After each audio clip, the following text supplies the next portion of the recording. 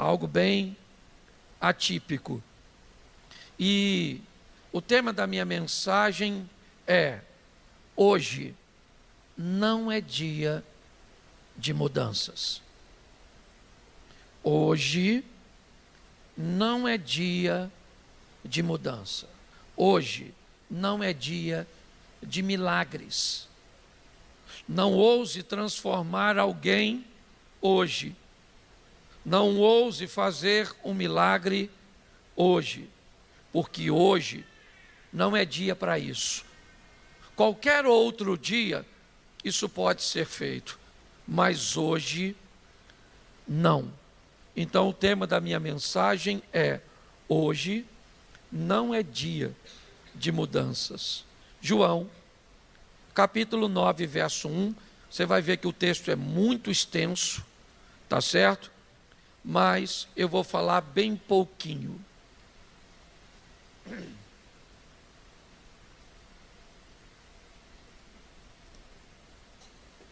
E passando Jesus, viu um homem cego de nascença.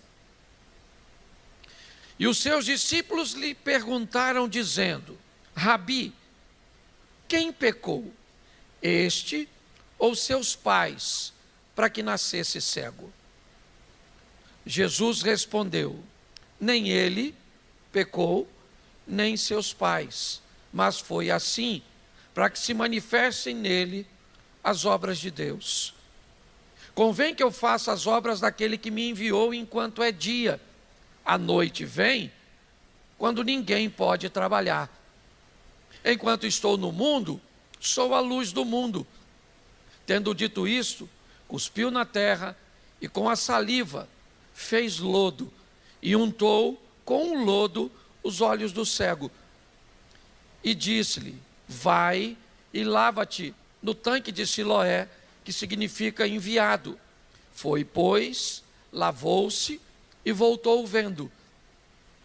Então os vizinhos e aqueles que dantes tinham visto que era cego, diziam: não é este aquele que estava assentado e mendigava? Uns diziam: é este, e outros: parece com ele. E ele dizia: sou eu. Diziam-lhe, pois: como se te abriram os olhos? Ele respondeu e disse: o homem chamado Jesus fez lodo, untou-me os olhos e disse-me: vai ao tanque de Siloé e lava-te. Então fui, lavei-me e vi. Disseram-lhe, pois: onde está ele? Respondeu: não sei. Levaram, pois, aos fariseus o que dantes era cego. E era sábado, quando Jesus fez o lodo que lhe abriu os olhos. Tornaram, pois, também os fariseus a perguntar-lhe como vira. E ele lhes disse: pôs-me lodo sobre os olhos, lavei-me e vejo. Então alguns dos fariseus diziam: este homem não é de Deus, pois não guarda o sábado. Diziam outros: como pode um homem pecador fazer tais sinais? E havia dissensão entre eles. Tornaram, pois, a dizer ao cego: tu que dizes daquele que te abriu os olhos? E ele respondeu que é profeta. Os judeus, porém, não creram que ele tivesse sido cego e que agora visse, enquanto não chamaram os pais do que agora via. E perguntaram-lhes, dizendo: é este vosso filho, que vós dizeis ter nascido cego? Como, pois, vê agora? Seus pais lhes responderam e disseram: sabemos que este é nosso filho e que nasceu cego. Mas como agora vê, nós não sabemos. Ou quem lhe tem aberto os olhos, não sabemos. Tem idade. Perguntai-lhe a ele mesmo. Ele falará por si mesmo. Seus pais disseram isso porque temiam os judeus. Porque já os judeus tinham resolvido que se alguém confessasse ser ele o Cristo, fosse expulso da sinagoga.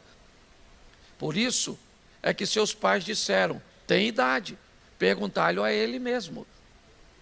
Chamaram, pois, pela segunda vez, o homem que tinha sido cego, e disseram-lhe: dá glória a Deus, nós sabemos que este homem é pecador.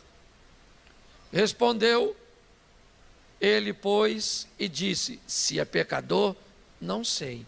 Uma coisa sei, é que havendo eu sido cego, agora vejo. Tornaram a dizer-lhe: que te fez ele? Como te abriu os olhos? Respondeu-lhe: já vos disse, e não ouviste. Para que o queres tornar a ouvir? Quereis vós, porventura, fazer-vos também seus discípulos? Então o injuriaram e disseram: discípulo dele, seja tu. Nós, porém, somos discípulos de Moisés. Nós bem sabemos que Deus falou a Moisés, mas este não sabemos de onde é. O homem respondeu e disse: nisso, pois, está a maravilha, que vós não saibais de onde ele é. Contudo, me abriste os olhos. Ora, nós sabemos que Deus não ouve a pecadores, mas se alguém é temente a Deus e faz a sua vontade, a esse ouve. Desde o princípio do mundo, nunca se viu alguém que abrisse os olhos a um cego de nascença. Feche os seus olhos. Senhor nosso Deus e Pai, em nome de Jesus, eis aqui a tua palavra, continua falando conosco e usa-me como um canal de bênção nesta hora, em nome de Jesus. Amém. Glória a Deus. Amém. Vamos rapidinho olhar para essa história. Jesus está em Jerusalém durante este fato. Ele vai passando e há um homem cego de nascença. É alguém que nasceu daquele jeito. Mudar alguém cuja qual o que foi implantado nele é algo de muito tempo, é extremamente difícil. Mudar alguém em algo que já nasceu com ele é daquele jeito. Tem pessoas que acreditam até que em algumas áreas essa mudança é impossível. Tem pessoas, por exemplo, que defendem que caráter não se muda. Não há nenhuma possibilidade de mudar o caráter. Nós estamos diante de uma situação que o que está no indivíduo nasceu com ele. Não foi um acidente, não foi um problema, não foi provocado por ele, por outras pessoas, não. Aquilo nasceu com ele.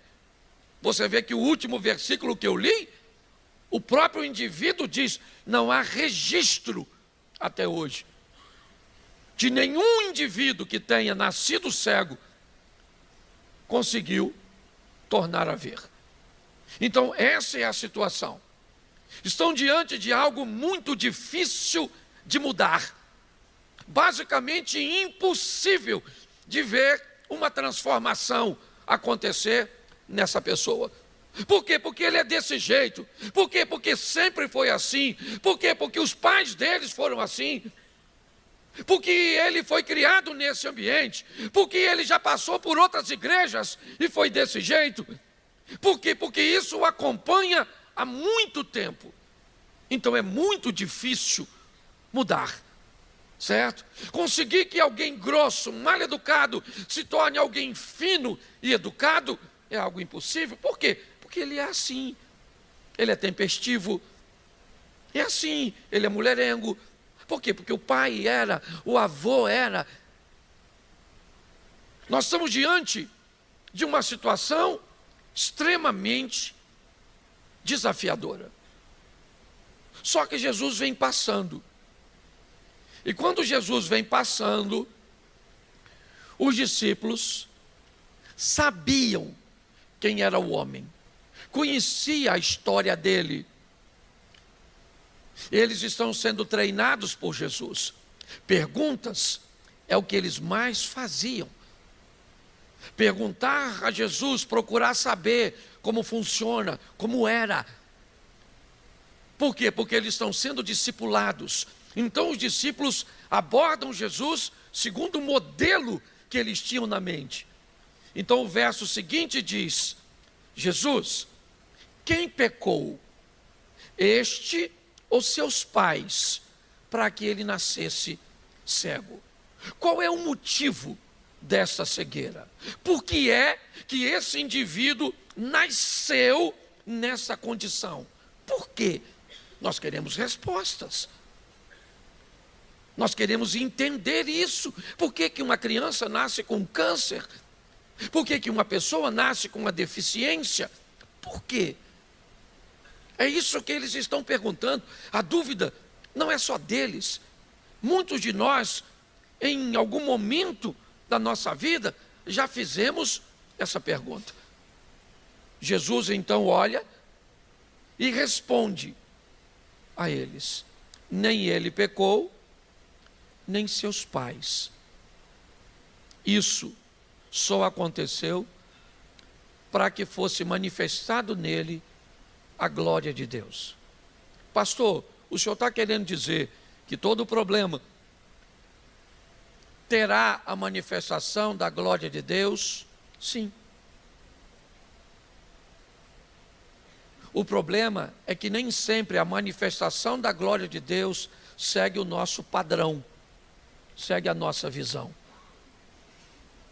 Nem sempre nós temos a clareza de conseguir enxergar qual é o propósito de algo ter acontecido daquele jeito. Nossa visão pequena, medíocre da vida, certo, de 80, 90, talvez, né? Alguém numa escala muito pequena chegue aos 100. Nós somos muito pequenos para entender a grandeza de Deus. Então, todas as vezes que uma pessoa sofre, nós temos muita dificuldade de lidar com isso. Mas eu aprendi uma coisa: Deus está no controle de tudo e nunca perdeu o controle de nada. Então, por mais que eu não entenda porque algo está acontecendo, a glória de Deus vai se manifestar através daquilo, porque Ele é Deus, o Todo-Poderoso. A Bíblia diz que nenhum dos seus planos podem ser frustrados. Então eu não entendo qual é a mensagem que aquela criança, que aquele problema, que aquela doença, que aquela dificuldade. E Jesus responde: isso aconteceu para que se manifeste nele, e sempre, de alguma forma cuja qual eu não consigo entender, talvez eu nunca terei resposta, certo, para isso, para essas perguntas, mas é o que Jesus está expondo. Mas quando Jesus diz isso, ele para dar atenção a este homem. Ele então cospe no chão, faz uma lama e passa no olho do cego. Jesus esfrega aquele lodo nos olhos do cego e diz para ele: lava-te no tanque de Siloé. Sai daqui e vai se lavar. Se isso aconteceu em Jerusalém, não dá para precisar o local, porque o texto não diz, mas é em Jerusalém, certo? Se nós estivéssemos no templo em Jerusalém ou perto dele, o tanque de Siloé é uma descida que talvez, por mais longe que fosse, seria mais ou menos como daqui no cemitério, que o cego teria que andar. Para ele provavelmente não seria nada difícil, pois ele nasceu assim. Então automaticamente seus outros sentidos se desenvolveram para que ele tivesse habilidade. Era um terreno que para ele era conhecido, não era tão dificultoso. Porém, quando este homem cego de nascença se lava, ele volta a enxergar lá no tanque de Siloé. Lá. O milagre aconteceu aqui, certo? Ou a história acontece aqui. Jesus não foi com ele. Jesus disse, vai você e lava-te. E também não disse para ele que ele ficaria curado. Apenas mandou que ele se lavasse. Ele vai e lava-se e fica curado. Então ele volta. Provavelmente com o intuito de agradecer Jesus, eu não sei. Mas quando ele volta, Jesus não está mais. Mas as pessoas que o viam continuam por ali. A vida continua, a vida prossegue. Se você viveu o milagre ou não, a vida tem que continuar. Se você está hoje sepultando alguém, ou celebrando porque alguém saiu do ventre, isso pode mudar a sua vida por inteiro. Mas os ônibus continuam passando, os carros continuam na pista, porque você e eu não somos o centro das atenções. A história continua, as pessoas continuam lá. Mas quando ele volta, as pessoas se deparam com uma confusão. Esse indivíduo se parece demais com um cara que era cego. E ele é a cara do cego. É só olhar para ele que a gente lembra do cara que era cego. Então há uma discussão entre o pessoal. Olha aí, cara, aqui não é igual o cego. Alguém falou, é ele. O outro falou, não é não, rapaz. O outro é cego. E aí ele disse, sou eu. Quando ele disse, sou eu, o problema está estabelecido. Por quê? Porque houve uma transformação, houve uma mudança. E pior, houve uma mudança para melhor. E todas as mudanças que acontecem para melhorar a vida das pessoas costumam irritar outras pessoas. E é assim que funciona. É melhor que você continue desse jeito. Porque se alguém começar a falar na igreja que agora você está mais próximo de Deus, que agora você está orando mais, que agora você está lendo a Bíblia, que agora você está com mais sabedoria, que agora você está com mais oportunidade, você pode ter certeza que vai aparecer um abençoado para tentar te descredenciar, ou pelo menos tentar se meter na sua bênção. Então, por favor, se você sofrer alguma mudança, piore. Porque se você melhorar, se você fazer bem feito, vai ter gente para te perseguir. Então, quando ele falou, sou eu, o cenário mudou. É você? Como é que você conseguiu mudar? Como é que foi essa mudança? Aí ele já mandou logo. Foi o Jesus. Eu nem vi, o pessoal que me falou, depois que eu me perguntei. Porque como é que ele sabe? Ele deve ter escutado barulho. Que ele não viu. Como é que ele sabe que era cuspe? É ou não é? Jesus só...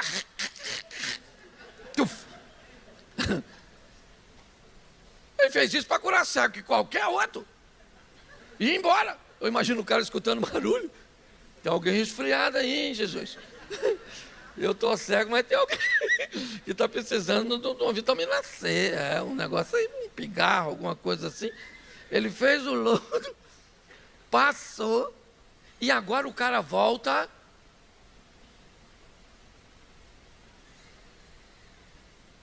E ele está enxergando. E aí o pessoal quer saber como. E aí ele narra do jeito dele. Certo? O Jesus foi o Jesus, eu sei quem foi que mudou. Eu sei quem me transformou. Eu sei quem me transformou. Quem me transformou não foi igreja. Quem me transformou não foi pastor. Você está entendendo? Quem me transformou não foi grupinho, não foi rede social. Quem mudou a minha vida foi Jesus. Se alguém te convencer que qualquer outra coisa mudou você, você está equivocado. Aí, Alguém falou.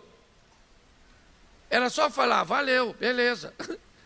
Está enxergando, é você? Legal para você? Alguém falou assim, vamos levá-lo aos fariseus, às autoridades religiosas. Pegaram ele e levaram lá. Aí falou, ó, esse cara aqui, ó, era cego hoje de manhã. E ele agora está enxergando e falou que quem fez ele enxergar, quem era? Quem era? Isso, se fosse Jairo estava bom, se fosse Caifás estava bom, se fosse Anás estava bom até se fosse César, mas não podia ser Jesus. Por quê? Porque Jesus não era um indivíduo de uma mudança. Jesus era um indivíduo de muitas mudanças. Era um indivíduo de muitas transformações. Você está entendendo? Então isso estava causando problemas para muita gente. Jesus estava mudando pessoas, transformando vidas. E isso começou a criar problemas. Porque os religiosos nunca fizeram nada que mudou a vida de ninguém. O que eles conseguiam era simplesmente a sinagoga sempre cheia de pessoas amedrontadas, certo? E confusas mediante a interpretação do Antigo Testamento, deixa eu colocar assim, por um pequeno grupo da elite. Mas agora Jesus vem diferente. Então eles dizem ao camarada, como é que aconteceu isso? Aí ele diz, olha, eu estava lá, aí veio Jesus, escutei o barulho, cuspiu, passou em mim, falou, lava no tanque, lavei no tanque, e agora eu voltei. E eu estou enxergando. Sabe o que o pessoal falou? Não pode, porque hoje não é dia de mudança. Hoje é sábado. Então hoje não é dia de mudança. Ele não pode, ele não tem direito de mudar a sua vida hoje. Por que a sua vida tem que mudar nesse culto de quarta-feira? Por que o seu casamento tem que mudar justamente porque alguém sobe aqui e diz que hoje pode ser o dia da sua cura, da sua transformação, da porta saber? Por quê? Justamente hoje, um dia que eu considero um dia proibido. Hoje pode acontecer muita coisa, mas esse tipo de mudança, não. Se a tua ovelha cair num buraco, você vai lá e tira. Se o que acontecer neste dia for algo que te beneficia, faça. Mas mudança, hoje não é dia de mudanças. Ninguém está celebrando a mudança. Eles estão incomodados porque ela aconteceu. Ou você descobre o mais rápido possível o impacto que a sua mudança causa nos outros, ou você vai sofrer demais. Você vai sofrer com as perseguições, você vai sofrer com as invejas, você vai sofrer com os problemas que a mudança ela vai causar nos outros. Ela é boa para você, mas não é boa para quem não muda